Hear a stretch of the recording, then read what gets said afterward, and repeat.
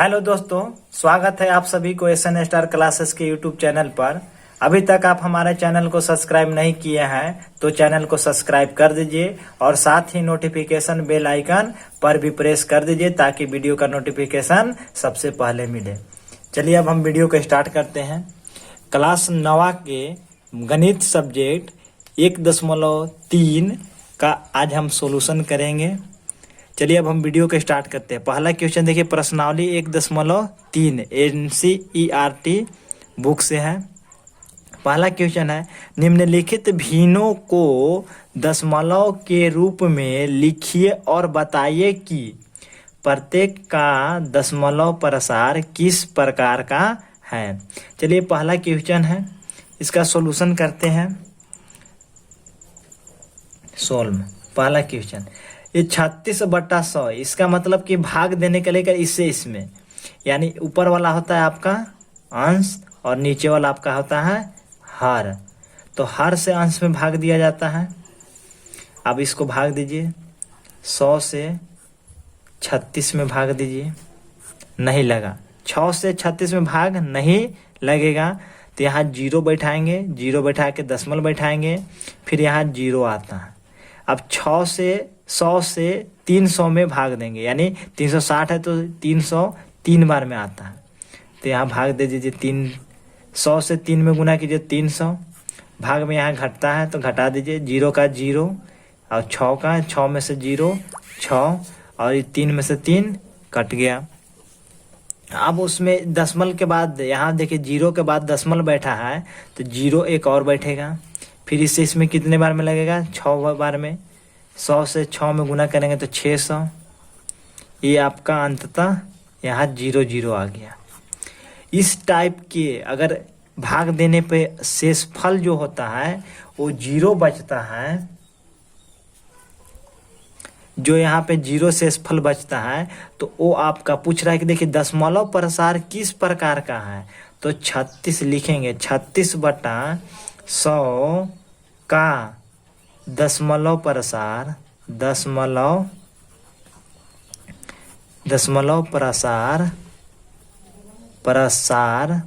शांत है।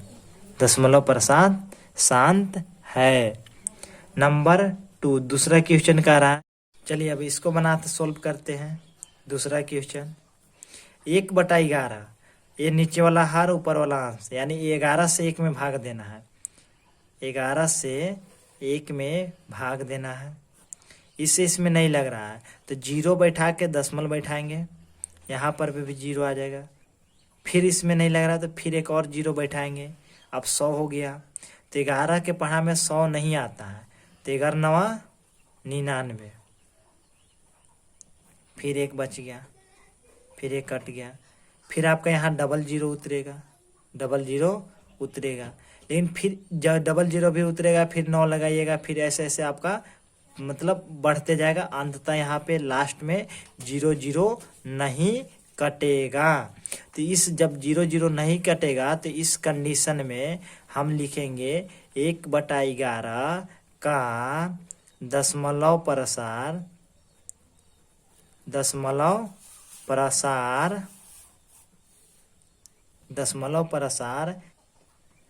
अनवासानी पुनरावृत्ति है, यानी शांत नहीं है। ये इसका दशमलव प्रसार शांत नहीं है। चलिए अब तीसरा क्वेश्चन बनाते हैं। चलिए तीसरा सोल्व करते हैं। 4.1/8, ये आपका दिया गया है कि इसको दशमलव प्रसार के रूप में, मतलब किस रूप में है इसको जांच करना। तो इससे इसमें मल्टीपल कीजिए। 8 के पढ़ा 4 बार, 8 चौके 32 और 1 33, 33/8। हम 8 से 33 में हमको क्या करना है, भागा देना है। 8 से 33 में भागा दीजिए। 8 से 33 नहीं कटता है तो 32 आएगा, 8 चौके 32, फिर ई घटेगा, 3 में से 2 घटेगा, 1 बचा, 3 में से 3 0। अब यहाँ पे दशमलव बैठा दीजिए, फिर यहाँ दशमलव बैठाने के बाद 0 उतरता है। 8 के पढ़ा में 10 नहीं आता है, लेकिन 8 के पढ़ा में 8 एक बार में आता है, यहाँ 8 लिखिए। फिर 10 से 8 को घटाइए, यानी 10 में से 8 को घटाइए तो 2 शेषफल बचेगा। फिर यहाँ पे 0 उतरते रहता है, आप जब तक नहीं काटिए जब तक 0 आप उतार सकते हैं। 8 के पहाड़ा में 20 नहीं आता है, लेकिन 16 दो बार में आएगा, 8 दूनी 16। अब घटा दीजिए 4, ये घट जाएगा 0। फिर यहाँ पे 4 0 उतारिए, 8 के पहाड़ा में 40 आ गया, कितने बार में? 5 बार में। तो यहाँ पे आप लिख दीजिए 40, 8 × 5 = 40 और ये कट गया। अब यहाँ आप लिख सकते हैं 33/8 का क्या आया? 4.125, यानी ये अंततः यहाँ शेषफल आपका क्या हो गया? शेषफल यानी 0 आ गया। ये रफ में थोड़ा समझ लीजिए, शेषफल 0 आ जाता है तो उसका आवृत्ति दशमलव प्रसार शांत हो जाता है। और शेषफल 0 अगर नहीं आता है तो अनवसानी पुनरावृत्ति होता है। यानी ये अशांत है 0 आएगा तब, अब अशांत 0 नहीं आता है तब, यानी पुनः दोबारा वही संख्या आते रहता है। चलिए अब चौथा क्वेश्चन सोल्व करते हैं। पहला का चौथा 3/13, फिर उसी प्रकार 13 से 3 में भागा देंगे। 13 से 3 में भागा नहीं लगेगा, 0 बैठा के दशमलव बैठाएंगे, यहाँ भी 0 आएगा तो 2 बार में लग जाएगा। 30 है तो 2 बार में लग जाएगा, 13 दूनी 26। और इसमें फिर इसको तो घटाइए, 10 में से 6 गया जाएगा 4, और यहाँ से इसको ये तो 0 हो गया, 2 में से 2 0, फिर यहाँ 0 आएगा। फिर 13 दूनी 26, 13 तिहाई 39, और यहाँ 10 में से 9 1, ये कट जाएगा 0, 3 में से 3 जाएगा 0। फिर यहाँ 10 आएगा, नहीं लगा, फिर यहाँ पे डबल 0 उतरेगा। और डबल 0 जब उतरता है तो एक डबल मतलब संख्या यहाँ उतरता है तो एक 0 यहाँ आता है, कोई भी संख्या हो, ये क्यों नहीं 0 है, ये नहीं कि 0 यहाँ है तो 0 यहाँ आ जाएगा। यहाँ अगर डबल 4 भी उतरता तो यहाँ पे 0 1 लगता, डबल संख्या उतरता एक ही साथ तो यहाँ एक 0 बैठाया जाता है। अब यहाँ पे 100 हो गया, तो 13 के पहाड़ा में 100 नहीं आता है, तो 13 कैसे लगाइए? 13 के पहाड़ा में 100, 13 सत्ते 91, 13 सत्ते 91, घटाइए, ये आ जाएगा कितना? 10 में से 1 9, और फिर ये कट जाएगा, 9 आया, यहाँ 90। फिर 13 छक 78, 13 छक 78, 10 में से 8 जाएगा, घटाइए 2, और ये हो गया 8 8 12 हो गया। फिर 0 बैठाइए, फिर नहीं 120 नहीं आएगा तो फिर लगाए 13 117, 13 117। फिर इसको घटाइए, 10 में से 7 3, ई फिर ऐसी प्रकार फिर देखिएगा यहाँ पे लगाएंगे, फिर यहाँ 0 बैठाएंगे तो 30 हो जाएगा, तो फिर उसी प्रकार फिर ऐसे आते रहेगा। तो देखिएगा यहाँ पर ध्यान से, 3/13 का 0.230,769, यानी ये जो है देखिए यहाँ पे फिर से कि 3 शेष बच गया, 0 बैठा है, फिर आगे आएगा 2 बार में लगाएंगे, फिर यही प्रकार आता है, यानी इसका बार हो जाएगा, यानी इतना का बार, यानी यही चीज यहाँ पर यही संख्या वहाँ पे बार बार आते रहेगा। तो इस सिचुएशन में यह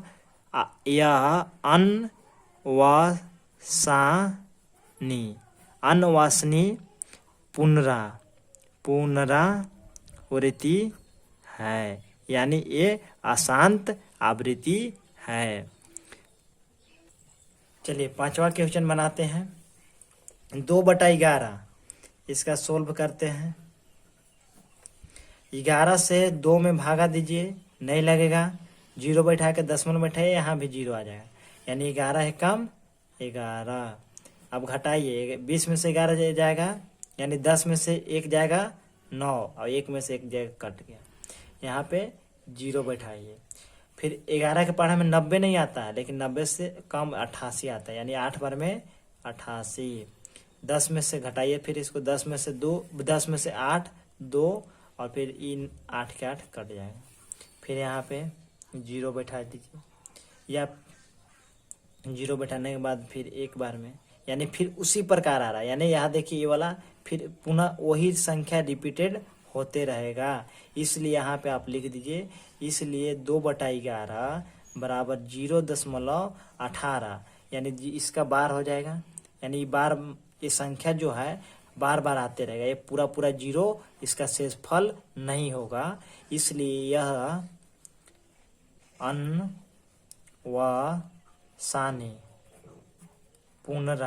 पुनरावृत्ति है। अब नेक्स्ट क्वेश्चन देखिए, यहाँ पे छठा क्वेश्चन यहाँ पे है 329/400। क्या है? 329/400। इसका सोल्व करते हैं। 400 से 329 में भाग देंगे, नहीं लगा, 0 बैठाएंगे, 0 बैठा के दशमलव बैठाएंगे, फिर यहाँ 0, तो यहाँ पे क्या हो जाएगा? 3290 आ जाएगा। 3290, तो 4 से गुना कीजिए, तो 4 8 बार में करेंगे तो 8 चौके 32, यानी 3200 आ जाएगा। 4 8 32, 32 पे डबल 0। अब घटेगा तो इसमें 90 घटेगा, 0 के 0, 9 में से 0 9, अब ये कट जाएगा। अब यहाँ पे फिर संख्या उतारेंगे, एक संख्या जो 0 उतरा, तो 4 से 9 मैंने 400 से 900 नहीं कटेगा, तो 2 बार में लगाएंगे कितना? 800। फिर इसको घटाइए 0 0, और ये 9 में से 8 जाएगा तो 1। फिर एक संख्या उतरा, 1 से 0 उतना। 400 से 1000 नहीं आता है, इसलिए इसको गुना कीजिए, यानी 4 से 8, यानी 800 2 बार में आता है, 4 दूनी 800। फिर घटाइए 0 0, 10 में से 8 2, फिर एक 0 और उतरेगा। 400 में 2000, यानी कट जाएगा 5 बार में, 4 पचे 20, गुना करके देख लीजिए, 4 पचे 20, यानी 400 गुने 5, 0 के 0 0 के 0, 5 चौके 20, यानी 2000 आ जा रहा है। तो इसको काट दीजिए, यानी यहाँ पे शेषफल क्या मिला हमको? 0। इसलिए अतः यह यानी 329/400 बराबर 0.8225, यह शांत है, यह शांत है। ये हो गया आपका आंसर। चलिए दूसरा क्वेश्चन सोल्व करते हैं 1.3 का। आप जानते हैं कि 1/7 बराबर इतना मान दिया है।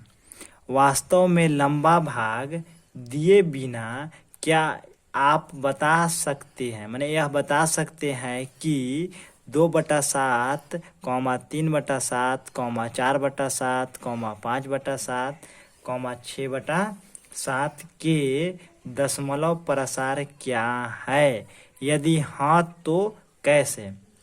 और संकेत में आपको दे दिया गया कि 1/7 का मान ज्ञात करते समय शेषफलों का अध्ययन सावधानी से कीजिए। तो सबसे इसको सोल्व लिखते हैं, बनाते हैं। पहले 1/7 बराबर कितना दिया गया है? 0.142857 दिया है। अब हमको इतना का मान निकालना है, 2/7, 3/7, 4/7, 5/7 और 6/7। 2/7 का मान निकालना है, 2/7 का मान निकालना है।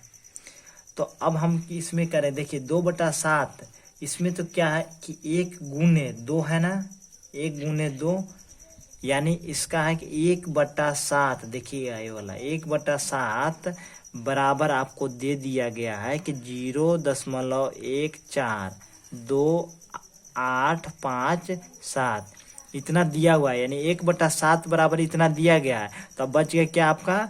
2, यानी गुना में 2।